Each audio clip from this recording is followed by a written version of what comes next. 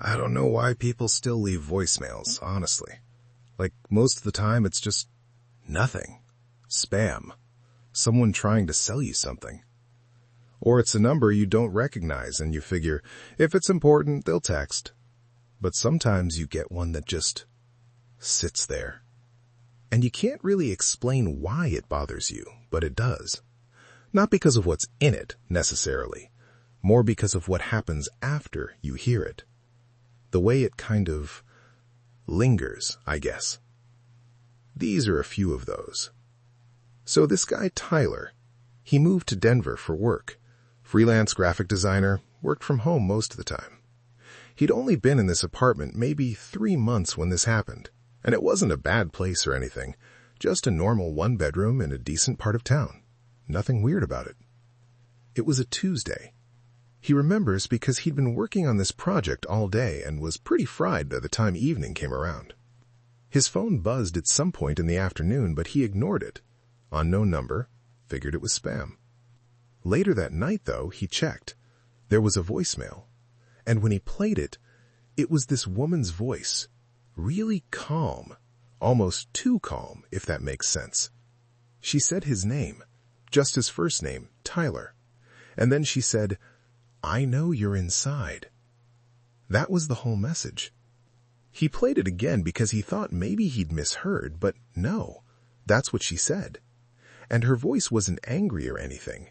It was just patient, like she was stating a fact. Tyler checked the number.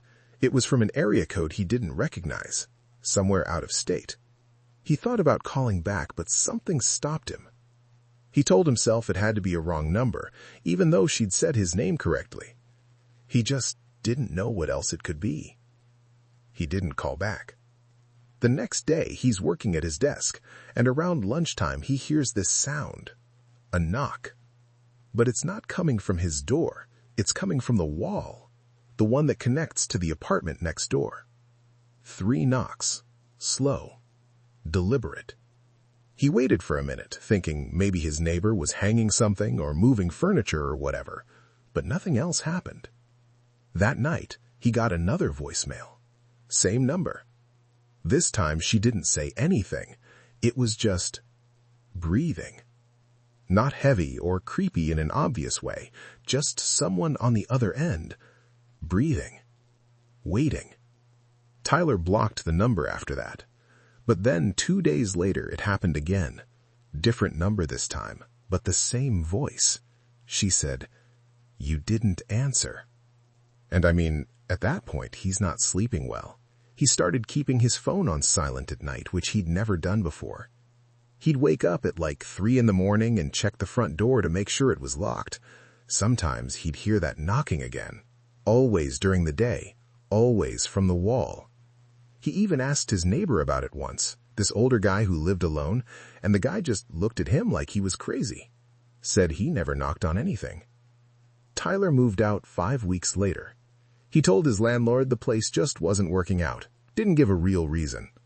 And he still gets voicemails sometimes, from different numbers, but no one ever says anything. Just silence. He doesn't live in Denver anymore. Rebecca's in sales, travels a lot for work. She's based in Atlanta, but she's on the road maybe twice a month, different cities, different hotels. She's used to it by now. This was in Portland, late September. Her flight got delayed, so she didn't get to the hotel until almost midnight, and she was exhausted. Just grabbed her key card and went straight up to her room on the 4th floor. She didn't even notice the voicemail notification until she plugged her phone in to charge. It had come in a couple hours earlier while she was still at the airport. No caller ID. She almost didn't listen to it, thought it might be work, someone trying to reach her about a meeting the next morning, so she figured she should check. The voicemail started quiet, just nothing for a few seconds. Then this man's voice, really low, almost whispering.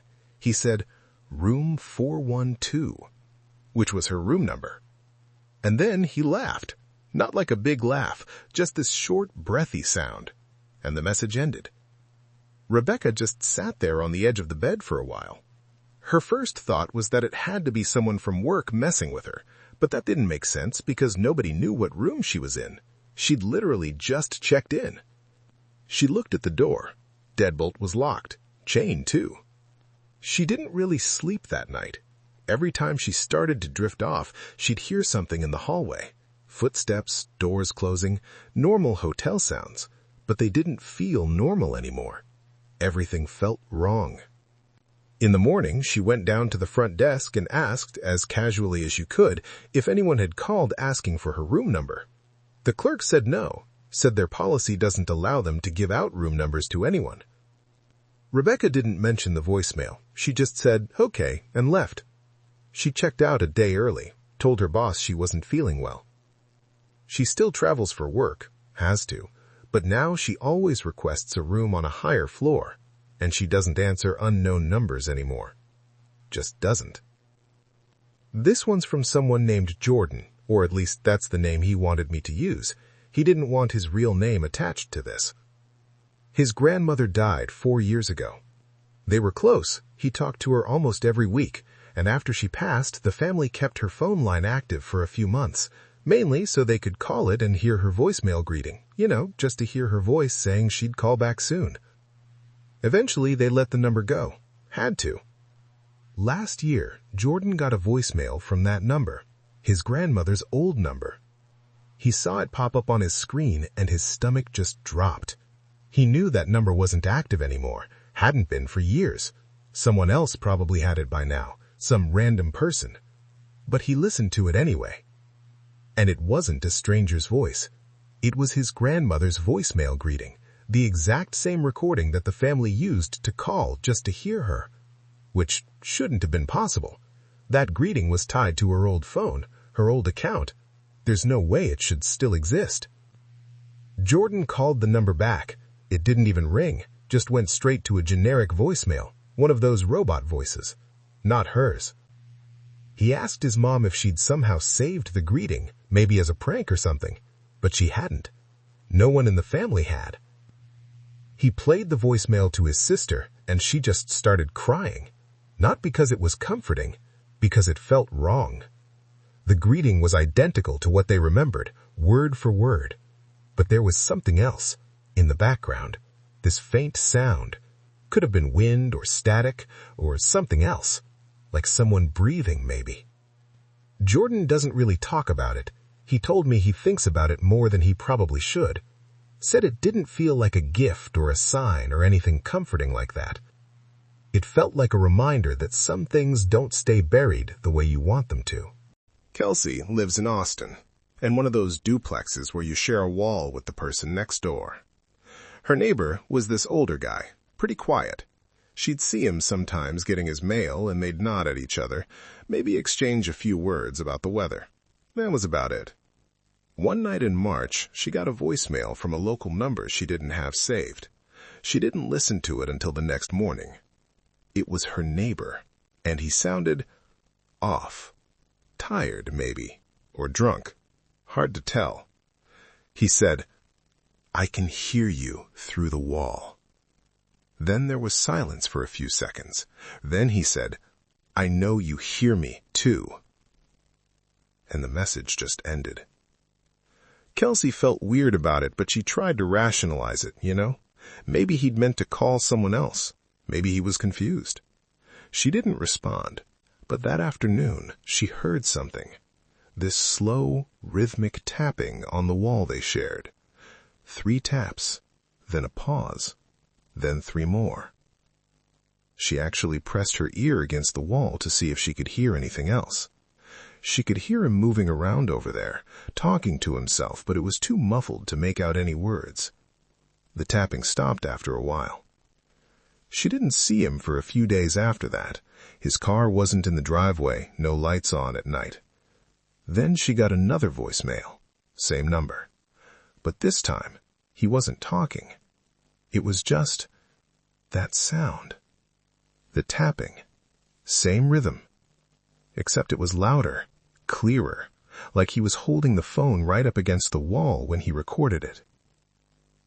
Kelsey called her landlord and asked if they could maybe check on the neighbor, make sure he was all right.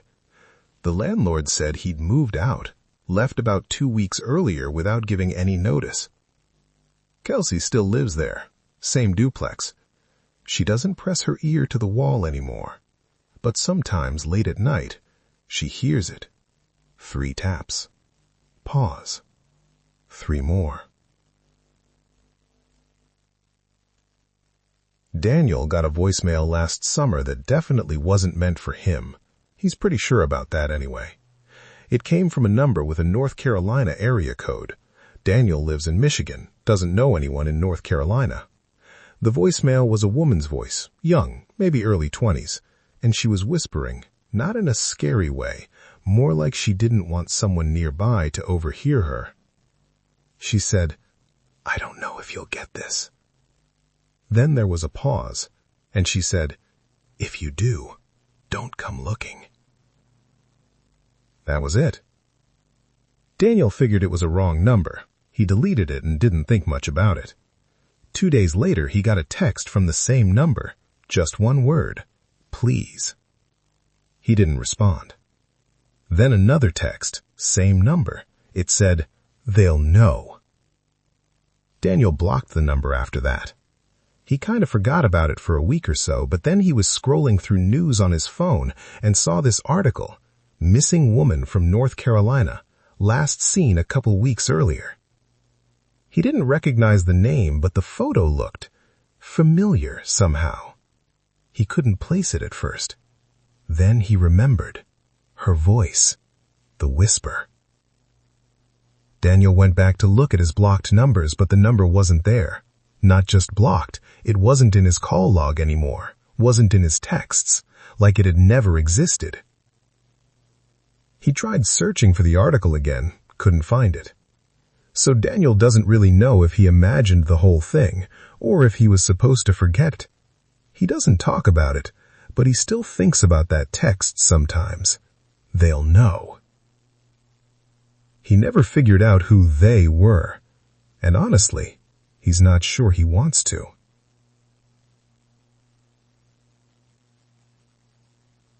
Most voicemails are nothing, right? Just noise. Robocalls, wrong numbers, reminders you don't need. But some of them, they stay with you. Not because of what was said exactly, more because of what wasn't said. The things that don't get explained. The people in these stories don't have answers. They just have these questions they eventually stopped asking because it felt safer not to know. And phones they don't trust the same way anymore. Because once you hear something you can't explain, you start listening differently to everything, even the silence.